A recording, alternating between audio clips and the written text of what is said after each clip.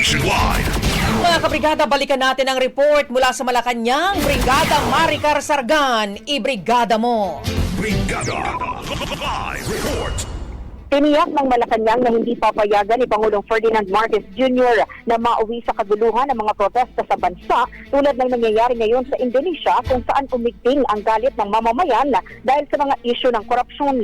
Kasunod ito na magkakahiwalay na kilos protesta kaninang umaga kung saan sinugod ng mga disaster survivor at militanteng grupo ang compound ng mga diskaya at binato ng putik at nag-vandalize habang pinukol naman ng bulok na gulay ang mga pulis sa harap ng tanggapan ng DPWH. Ayon kay Palace Press Officer Claire Castro, malinaw ang direktiba ng Pangulo na mananatiling nakaangkla sa due process ang lahat ng investigasyon sa maanomalyang flood control projects.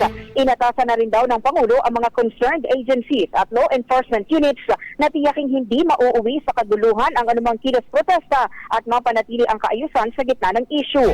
Giyas pa ng palasyo, ginagawa ang mga hakbang na ito para sa kapakanan ng taong bayan at hindi upang magdulot ng gulo. Dagdag ni Castro, hindi dapat magamit ang maling impormasyon para palalain ang galit ng publiko.